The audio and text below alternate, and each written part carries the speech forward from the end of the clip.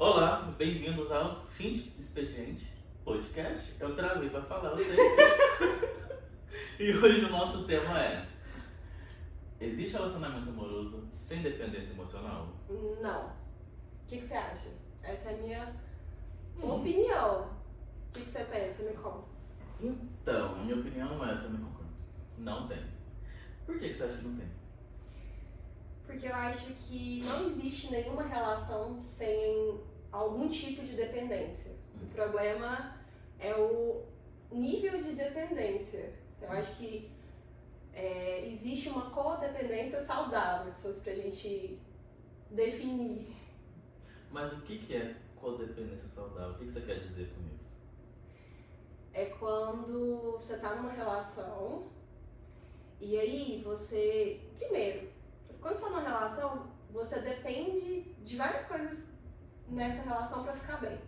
Se a pessoa não tá bem, sei lá, se ela tá doente, ou se ela perdeu o cachorrinho dela, você vai ficar triste, porque a pessoa ficando triste, você não vai ficar feliz. Você tá lá com a sua namorada, ela tá triste, você vai ficar feliz? Ok. Então, assim, você depende dela até certo ponto pra ficar feliz ou triste, enfim. E também depende da pessoa, do nível do desejo. Então, se a pessoa não tiver desejo por você, como que você fica na relação? Isso são só algumas questões, mas tem muitos outros pontos que a gente depende do outro. Ok. Eu acho que eu vou jogar Voltar? só uma coisinha aqui só. Tá. Para poder colocar meu ponto de vista, que é o seguinte: quando a gente é criança, quando nós somos crianças, nós dependemos de outros adultos, né?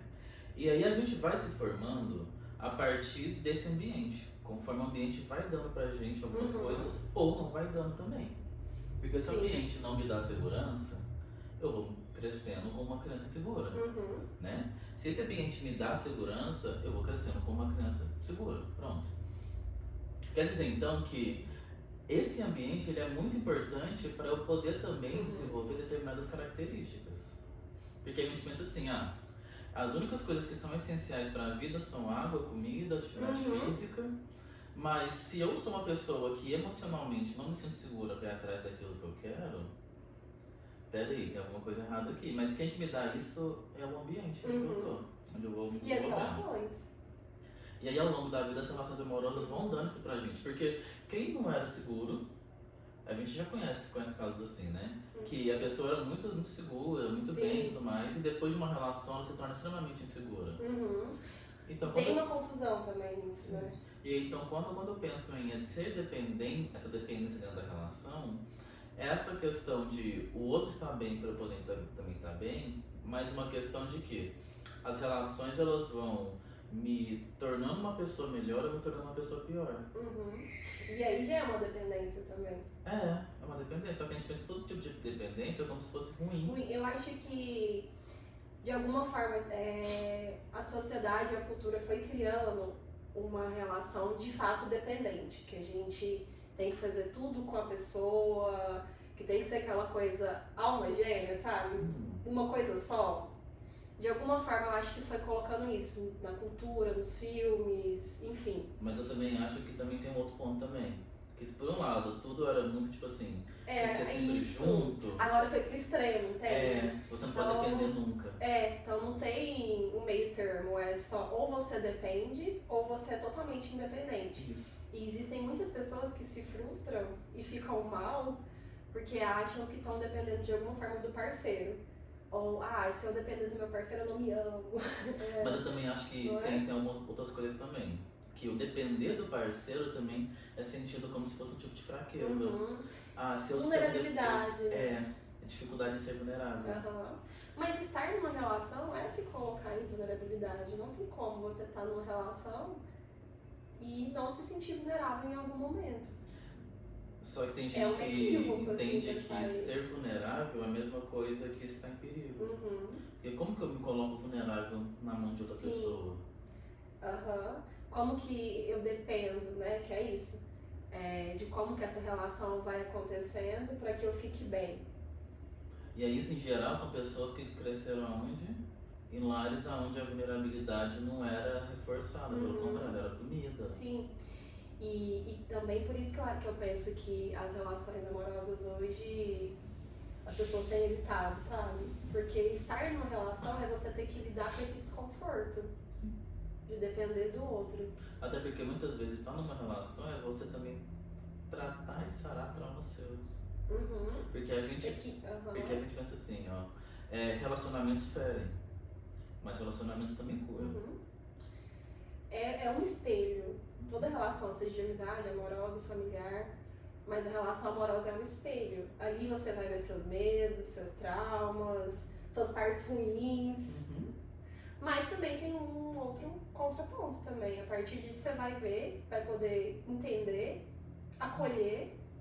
E eu acho que de alguma forma você vai avançando assim no seu âmbito pessoal, sabe? Sim. Eu penso que tem uma coisa que é muito difícil, que a gente evita muito fazer, que é admitir que a gente está errado. E para a gente avançar, evoluir, crescer e melhorar, a gente tem que admitir que a gente está errado. Então, dentro de uma relação a coisa andar, em determinado momento eu vou ter que admitir que eu estou errado. Para poder então conseguir ser vulnerável. Mas hoje você acha que as pessoas estão abertas para ficar vulneráveis, para depender do outro? Como que você enxerga isso que você me perguntou? Como que eu vejo? Como que você vê? Eu acho que não. Eu não vou generalizar. Né? Tem gente aqui a gente nunca generaliza. Né? Não é a ideia, né? Porque na psicologia e fora daqui também, né? Como pessoa a gente não generaliza. Mas eu acho que, assim, eu tenho um recorte pessoal meu, que eu sou terapeuta de casal, eu atendo casais, então a gente, assim, tem todo esse contexto dessas pessoas que nos procuram, né? Baseado nesse contexto, nesse meu recorte, eu vejo as pessoas com extrema dificuldade de conseguir ser vulnerável, de conseguir admitir que tá errado. Que depende do outro. De depender do outro. Porque geralmente é uma coisa assim, ó. Eu quero que o outro esteja comigo, mas eu nunca pedi. Eu quero que o outro adivinhe. Isso é um grande problema. Para que eu não tenha que pedir. Então, eu não me coloco vulnerável. Ele tem que saber também, né? As pessoas ele é óbvio, né? Sempre tem aquele óbvio. Ele ou ela, tá, gente? Também. E por outro lado, tem aquelas pessoas que são extremamente individualistas. No sentido de, eu não quero estar nessa posição de depender do outro, nessa posição de precisar do outro. Eu não quero abrir mão também, né? Então tem um monte de vieses quando a gente fala de uma relação e de depender ou não. Tem uma outra coisa também que a gente depende, que também tá na relação amorosa e vai além, mas a gente tá falando da relação amorosa, que a gente depende do olhar do outro. Isso é mais voltado para psicanálise, para o Lacan. A gente se insere na vida porque tem um outro. Tem um grande outro que é a sociedade, tem um outro que está ali na sua família. E aí a gente depende desse outro para se constituir como sujeito. Então, desde bebê, a gente é dependente de um outro. Isso não muda quando a gente vai ficando adulto. Então, a gente depende desse outro para ser validado, para ter uma imagem. Porque a gente só enxerga a gente como a gente é porque tem uma relação com o outro. Eu também tô pensando uma outra coisa aqui. Que eu só sou cuidado e validado pelo outro porque o outro, de certo modo, nutre um afeto por mim. Então, antes do outro, por exemplo, um bebê, antes da mãe dar peito, dar comida, trocar a fralda, ela só faz isso porque ela ama aquele bebê. Porque ela sente algum tipo de afeto ou de responsabilidade por aquele bebê. Então, parece que a dependência emocional era uma coisa que é a base ali de várias outras coisas. Porque senão a gente não se insere na vida. Se a gente não depende do outro, a gente não se insere na vida. Tem uma pesquisa que mostra isso, que é daquele livro que você me indicou. Qual é o nome? Nossa, Me Abraça Forte. Ele fala isso, né? Que eles fizeram uma pesquisa com um grupo de macacos E aí um grupo de macaco não tinha essa questão do afeto, mas tinha alimentação, tinha tudo que eles precisavam. E um outro grupo tinha. E aí o grupo que tinha esse afeto, eles se desenvolviam muito mais, eles tinham afeto, mas eles não tinham tanta questão da alimentação, eu acho que essa parte não era tão suprida. Eles se desenvolviam e conseguiam avançar, enfim, muito mais do que os outros, que tinham a questão da alimentação, todas as necessidades nesse sentido, mas não tinham afeto, entendeu? Nesse mesmo livro, acho que nesse mesmo capítulo, ele traz uma pesquisa que é feita também nesse sentido com crianças em orfanatos. Sim. Onde orfanatos onde eles só recebiam comida, etc e tal. E outro orfanato onde eles tinham, além da comida, do suprimento básico, também pessoas que eram cuidadores amorosos com elas. O tanto que elas se desenvolviam muito mais. E o tanto que o grupo que não tinha esse afeto, não tinha esse acolhimento e amor, eles tinham muito mais propensão, em geral, ficavam muito mais depressivos, com baixa autoestima, não corriam atrás daquilo que queriam, não tinham essa desenvoltura para ir atrás, essa autonomia. Porque a dependência emocional, quando ela é bem suprida, vamos dizer assim, ela gera... Pode falar saudável? É, saudável. Ela gera na gente uma coisa que é muito importante na vida, autonomia. Aqueles que não tiveram essa dependência emocional saudável, bem suprida, eles não têm, em geral, autonomia. Tem uma baixa autoestima que leva a uma falta de autonomia. Porque não adianta, assim, o cuidador ali, ele suprir a criança com alimentação, colocando ali todos o que a criança precisa, assim, sabe? Básico, de necessidade básica. Se ela não tem o olhar do outro, se ela não tem uma validação, se ela não tem um acolhimento. E é isso que é uma extensão disso. Né? Eu acho que o resultado da relações, pra psicanálise, as relações amorosas, elas são uma extensão do que a gente vive lá na infância, das nossas relações da infância. E aí não tem como, gente, não existe. A gente sente dizer, né? Mas não existe relação amorosa sem dependência. A gente vai ter que decepcionar vocês. Ou não, né? Ou pode ser um pouco de alívio, assim, tipo, ufa, que bom. Ainda bem, então no caminho certo. Não tem. Sim, mas eu acho que também é bom não cair naquele extremo. Isso, né? Porque assim, dependência emocional ganhou uma conotação muito ruim. Isso. Por conta desses exemplos que a gente vê também.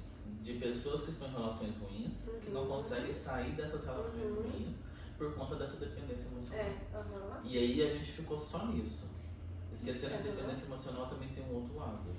E as pessoas ficam muito em dúvida e colocam até a relação em xeque por conta desse medo. Será que então eu estou vivendo uma relação onde existe uma dependência?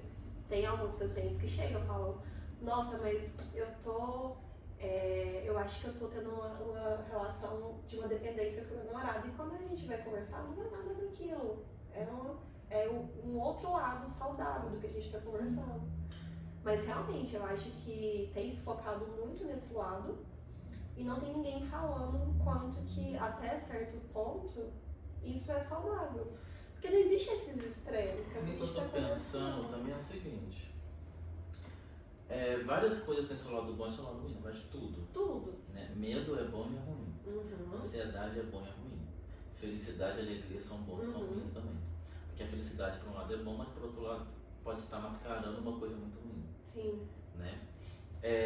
Medo é bom porque ele protege, mas ao mesmo tempo também te impede de fazer coisas que são importantes. Raiva também, por aí vai. Que muda a dose. A diferença entre o remédio e o veneno é a dose. A dependência emocional é a mesma coisa. Ela sempre vai estar presente. E se você tentar não ser dependente, é muito mais provável que você vai estar numa relação fria e distante, ou que você vai acabar com essa relação. Agora, o que não dá o que é uma dependência, né? É quando eu não consigo fazer nada sem alguém. Sim. Eu fico... ou então, quando a minha felicidade depende completamente de um outro. Sim. E aí vai para esse extremo. É um extremo, quando a minha vida gira completamente em torno do outro. Né? Eu não consigo fazer nada separado. Aí mistura, né? A gente chama de dependência emocional, mas já vira meio que uma obsessão. Vira um hiperfoco, assim, né? coisa meio doentia mesmo. Mas eu acho que uma coisa que a gente viveu que fica muito claro, que a gente não consegue ter relações sem algum nível de dependência, foi na pandemia. Verdade. Na pandemia, quantas pessoas adoeceram, inclusive começaram a terapia, né? Porque não tinham nenhum contato com ninguém. Algumas pessoas ficavam sozinhas. Mas por outro lado também, durante a pandemia, quantos Sim. relacionamentos acabaram? Sim. O número de divórcios e separação aumentou. Sim. Porque as pessoas também não conseguiam se suportar. Mas ele tem a ver com isso, né? Eu acho que já tem a ver com outras questões. Eu acho que tem um pouquinho a ver, mas eu acho que a gente vai estender muito. Eu acho que a gente vai para outro lugar. Que aí eu acho que já tem a ver com o quanto do outro que a gente não via, enfim, o quanto do outro que a gente imaginava e a realidade é outra. Ou quanto que a gente também não consegue dar conta da nossa diferença. Isso. Quanto fala da gente também, né? Sim. Questões nossas que não são resolvidas e que aparecem ali, que não tem como fugir, literalmente. Você tá confinado dentro de um apartamento de 45 metros quadrados com a pessoa. Aí não tem como mascarar nada. E aí, o que aconteceu? Mas na pandemia, as pessoas que ficaram sozinhas, elas ficaram adoecidas. Porque a gente, enquanto sujeito, ser humano, a gente precisa desse outro. Como o Lacan colocava, a gente é constituído a partir de um outro e vai ser assim sempre. Sim. E aí a gente precisa disso, sabe? De ter esse contato. A gente precisa de um outro para se alimentar de alguma forma. A gente fala de necessidades básicas e essa é uma necessidade básica também, se conectar, se alimentar de uma interação com o outro. Sim. O nosso cérebro ele é programado a partir de toda a nossa evolução a entender a interação com o outro como necessidade básica. Sim, só que hoje em dia a gente não tá vendo assim, né? Eu, pelo menos, vejo muito nas mídias que a gente não vê assim. É uma coisa assim de ser cada vez mais distante. Inclusive as redes sociais, do meu ponto de vista, ao invés de fazer com que essas conexões fiquem mais próximas, elas afastam. E aí o que eu tenho percebido é que as pessoas também, mesmo não estando na pandemia, mas estão ficando adoecidas porque tem isso também, não preciso de ninguém. Eu só curto alguma coisa, mando alguma coisa e eu já tô tendo uma interação. Mas eu vejo como forma de se relacionar sem estar se relacionando. Ou seja, volta no começo da conversa. É uma forma de eu me relacionar sem ser vulnerável. Perfeito, também então, acho. eu converso com você, mas eu não me encontro com você. Eu te mando meme, mas eu não falo sobre o que eu tô sentindo e nem ouço o que você tá sentindo. E aí, é porque quando a gente se encontra, tem as partes que é legal, mas tem as partes dos conflitos. Não gostei disso que você fez. Então, as pessoas estão fugindo disso. E também, quando a gente tá conversando por celulares, computador, etc., eu tenho tempo para poder pensar em qual resposta eu vou te dar. Né? Como que eu vou falar? Eu escrevi uma coisa, não gostei, como que isso vai soar, vou mandar diferente, eu vou editar a mensagem. Não que isso sejam recursos que deveriam acabar, mas assim, pessoalmente você tem que ser você. Você acha que as pessoas estão... Eu sei que não sei se foi um pouco, mas foi uma coisa que eu pensei assim, as pessoas, até acho que tem a ver assim. As pessoas estão evitando ser elas? Estão com medo de ver, sabe? Porque isso também tem a ver com vulnerabilidade e isso também tem a ver com por isso que eu não quero estar nas relações, né? Eu acho que sim, porque as pessoas evitam ser vulneráveis. Eu acho que elas têm medo de ver quem elas são também. Como assim? Todo mundo tem uma parte boa e ruim. Então quando a gente tá nas relações, essa parte que é ruim, entre aspas, bem entre aspas, ela aparece muito. Sim. E aí as pessoas não querem entrar em contato com isso. Eu acho que tem um medo dos outros não quererem lidar com a minha parte ruim, mas também tem um medo meu de lidar com a parte ruim dos outros. Então quando a gente fala, a gente consegue ver quanto tem vários caminhos, né? Isso que eu acho muito legal da psicologia. Tudo que a gente fala não fica só em um lugar, estende para um monte de lugar. Sim. Mas, e aí, qual caminho, falou em caminho, qual caminho que você acha que dá pra fazer estando numa relação? Em que sentido? Isso da dependência. Eu acho que é o caminho saudável. E qual que seria o caminho saudável? Obrigado por perguntar. Obrigado. Porque a gente tá falando, acho que seria interessante colocar, né? Tá, e aí? Então, beleza, existe uma dependência, não tem pra onde fugir, vamos aceitar, é isso. Mas e como que a gente faz isso? Beleza. É engraçado porque na terapia de casal, quando a gente vai para uma terapia de casal, como que o casal consegue chegar em um lugar saudável? Quando eles conseguem desenvolver intimidade. Beleza, paga a intimidade daí, né? Mas o que é intimidade? Conceitualmente, falando em termos de psicologia, intimidade é aquele lugar onde eu posso falar e fazer coisas que seriam socialmente punidas ou não aceitas, mas que naquela relação vai. Alexa aqui. Mas. Alexa não, é Siri, né? Mas que naquela relação ali vão ser acolhidas. Então, coisas que em outros contextos seriam punidos, aqui vai ser acolhido. Então, quando a gente consegue desenvolver e criar um lugar de acolhimento na hora que eu sou vulnerável, aí a gente está construindo uma dependência emocional saudável. Sim, sim. Entende? Então, eu acho que tudo vai para esse lugar de criar intimidade. Porque criar intimidade não é só eu saber seu nome e poder me abrir com você, mas é um lugar também de que eu posso ser vulnerável. E eu sei que ser vulnerável aqui tá tudo bem, eu tô seguro. Tá tudo bem. E tá tudo bem também, assim, se um dia ou outro, né, não que seja sempre, eu precisar de uma mensagem pra eu ficar feliz. Porque eu tô, sei lá, eu perdi meu emprego, é um exemplo. As pessoas têm medo também disso. Você não sei se você também vê dessa forma.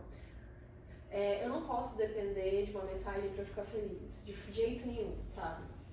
Eu acho que isso vai para um lugar ruim quando é todos os dias, mas assim, o que tem, né? Eu preciso de sair com meu parceiro ou com um amigo para eu me sentir melhor. Mas eu acho que isso também tem a ver, nossa, e pior que a gente volta lá pra infância, né? Mas a gente sempre vai voltar pra lá. É engraçado falar de voltar pra infância, porque geralmente quando nós vemos dois adultos que estão dentro de um relacionamento brigando, se você parar pra olhar direitinho, eles estão se comportando como se fossem crianças. Mas voltando. O que você tá falando mesmo? Que ótimo, eu esqueci. Eu também esqueci, pera. Da questão assim, às vezes a gente tá num dia ruim.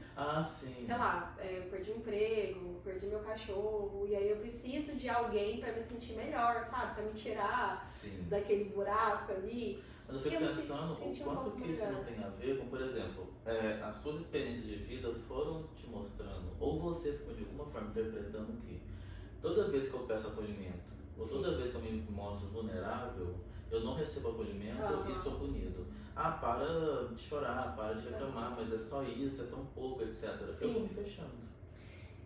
E interessante esse ponto de vista seu, porque ao mesmo tempo que a gente precisa dessa dependência, a nossa cultura, a nossa educação mostra que a gente não pode precisar. Ela é punida. Entende? Então, além desse ponto de a sociedade tem colocado de que a gente não pode depender de ninguém, tem esse outro viés também. Sim. De que desde criança a gente é ensinado não, você tem que parar de chorar sozinho, faz suas coisas sozinho. Em partes isso é bom, porque a criança tem uma autonomia. Mas se só vai por esse lado, eu acho que esse é o desafio. E as pessoas entendem que é fraqueza. Uma vez eu ouvi que ser pai e ser mãe é fazer curadoria. E eu gostei muito disso. Porque você é tanto uma curadoria de conteúdo, né? Qual conteúdo meu filho pode ver, qual conteúdo ele pode ter acesso, etc. Mas eu também fico pensando que é fazer uma curadoria no sentido de você entender que hora você dá afeto. Que hora você fala, vai lá e se vira. Porque ao mesmo tempo que o meu filho precisa de acolhimento para poder conseguir dar conta dos desafios e sentir que ele pode ir, porque se não conseguir eu vou estar aqui para ajudar ele, mas também para não dar todo momento que ele vir, eu ficar abraçando e acolhendo. Porque eu também tenho que incentivar ele a fazer sozinho. É isso que a gente faz com os pacientes também, né? Se a gente parar pra pensar. Então eu fico pensando que tanto na infância, mas quanto na vida adulta, o quanto que isso é importante. E isso faz parte da questão da dependência emocional saudável. Porque se por um lado eu preciso, mas por outro lado, quem está dando essa dependência é quem está acolhendo, né? Sim. Tem que saber também isso. Que hora que eu acolho, mas que hora que eu paro de acolher e incentivo. Que hora, mas não é, se vira. É me incentivar mesmo, vai e faz, você dá conta. Porque isso também faz parte, porque não é só de acolhimento que serve uma crença emocional. Mas você foi falando, fui lembrando de algumas coisas que eu ouço na clínica e na vida também, assim, de quando as pessoas buscam, tá, vamos supor que ok, eu entendi isso, vou encarar minha vulnerabilidade, vou me colocar nesse lugar. Muitos pares se recusam. Falam, não, você tem que se vira aí sozinha, ai que bobeira, que mimimi, sabe, que drama. Então, tem também esse contraponto, né? Sim. E aí, qual que é o limite, Guilherme? Eu acho que muita gente está se perguntando. E aí, quando eu faço um, quando eu faço outro? Primeiro que não tem como colocar uma regra. Vai muito da relação, mas saiba olhar para o seu comportamento e saber se você não está mimando demais ou se você também não está se afastando demais. Porque muitas vezes a gente vai com essa desculpa, não, eu não vou dar acolhimento aqui, não vou incentivar isso porque eu não quero que se torne uma criança chorona. Tá, mas se você faz isso todas as vezes, você não está sendo uma pessoa que está dando dependência, você está sendo negligente, é diferente, né? E aí, qual que é o limite? O limite é, a pessoa tem que ter o mínimo de estruturação. Uma criança, ela tem estrutura para lidar, sei lá, com luto, por exemplo? Não tem. Né? Tem uma pessoa que acabou de perder a mãe ontem, seu parceiro, seja quem for, tá com estrutura suficiente para conseguir lidar e suportar a dor do luto? Não tá. Então, eu acho que esse é um certo limite, sabe? Tipo, essa pessoa tá com estrutura suficiente, ela tá organizada o suficiente para conseguir lidar com isso? Sim. Porque se não tá, eu acolho. Se tá, peraí, como que eu posso te ajudar a conseguir lidar com isso? Porque também senão tem uma coisa muito de mãe e pai, né? Que acontece demais nas relações, assim. Sim. Mas pra gente, queria te perguntar uma outra coisa. Como que funciona isso pros homens? Porque a gente tem uma cultura que pros homens não é legal pedir ajuda, não é legal falar do que tá sentindo, se sentir vulnerável. Então, como que eu vou depender de uma parceira? Eu acho que isso, não para todos, né? Mas para muitos homens é uma dificuldade. Sim. E aí, nossa, aqui tem muita coisa. Tem muita coisa esse assunto, gente. Porque, tipo assim, se por um lado tem uma coisa de que eu devo contar com a pessoa com quem eu tô e que eu tenho que me abrir mais e abrir mão dessa masculinidade frágil para poder aceitar que eu posso precisar assim dessa outra pessoa. Por outro lado, tem que ver se a pessoa com quem eu tô tá preparada também para me dar isso. Né? Porque talvez eu vou tentar me abrir e desconstruir isso, mas a outra pessoa olha assim, não, peraí, o que é isso? O que você tá fazendo? Aqui não, aí a pessoa não aceita, né? Você ter esse vínculo e esse estreitamento, assim, pra ter essa dependência saudável. E aí eu acho que tá muito baseado na nossa construção de masculinidade e feminilidade.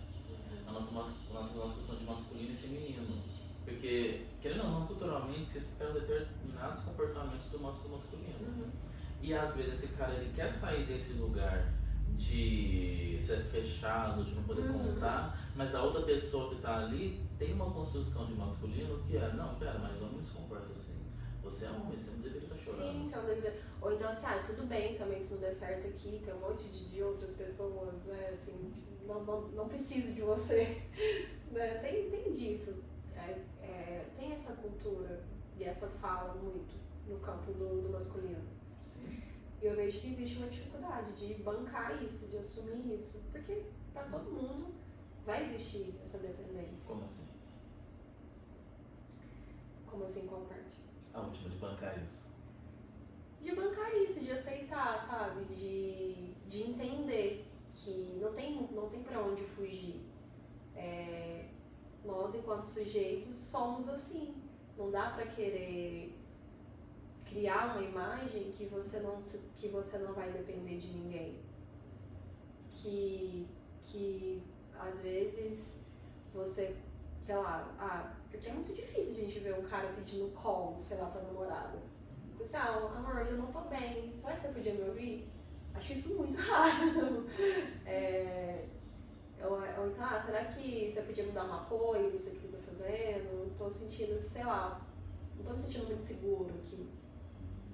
Eu acho essas falas poucas, assim, não sei, eu nunca ouvi. Eu mesma ouvir, eu acho que eu nunca ouvi. Quase ou nunca? Acho que nunca. Eu acho também. Nem de paciente. Sim, mas eu tô pensando aqui que não somente homens, mas mulheres também fazem isso. Sim, mulheres também fazem, mas pensando na cultura, acho que é mais difícil para os homens, né? Sim. Mas tem mulheres também, a gente nunca vai... Sim, porque o lugar de é como se o lugar de masculino não aceitasse esse tipo de coisa. Como se fosse o oposto, como se uma coisa anulasse a outra. É como se ser forte fosse ser não depender dos outros. Sim. E aí vira uma bagunça, entende? E aí que é a bagunça de tudo, assim. Então, o que é ser forte? Porque acho que ser forte é você entender e assumir que existem fraquezas e saber como lidar com elas. Ok. E entender que nem sempre eu vou conseguir sozinho, às vezes eu vou precisar te pedir ajuda. Eu tô pensando aqui que ser forte, que me veio agora na cabeça, vai para um lugar de você conseguir construir a sua autonomia. E para eu ter autonomia, para eu conseguir, conseguir as coisas que eu quero na vida, às vezes vai passar pelo lugar de pedir ajuda. Por exemplo, eu estou doente, eu vou ter que ir no médico. Né? Porque se eu não for no médico, eu não vou conseguir ter autonomia. Exatamente. E esse é um dos pontos também. Gente, não dá pra gente ser independente. Acho que criar, não sei exatamente de onde isso veio, de onde isso foi criado, mas a gente depende de não só de uma relação amorosa, a gente depende de profissionais, a gente depende... De pai e mãe. Sim. De irmãos, amigos. Sim. Dos nossos pets, sei então, lá. Então, eu acho que a frase mais irônica que a gente poderia soltar aqui é: não dá pra ser independente sozinho. Não dá. Não dá, cara. Pra você manter a sua independência, você vai precisar de outras pessoas. Perfeito. Eu acho que a gente pode concluir com essa frase. Não dá pra ser independente sozinho. Não dá pra ser independente sozinho. Então é possível ter uma relação amorosa sem dependência emocional? Não. Por quê? Porque não dá pra ser independente sozinho. Tá vendo? A gente nem precisou decorar, não precisou concluir. Mas eu acho que de forma geral é isso, assim. O primeiro ponto é aceitar. Acho que se a gente fosse colocar em pontos, vamos colocar isso. O primeiro ponto é aceitar que não dá. O que você colocaria mais? Vamos colocando aqui.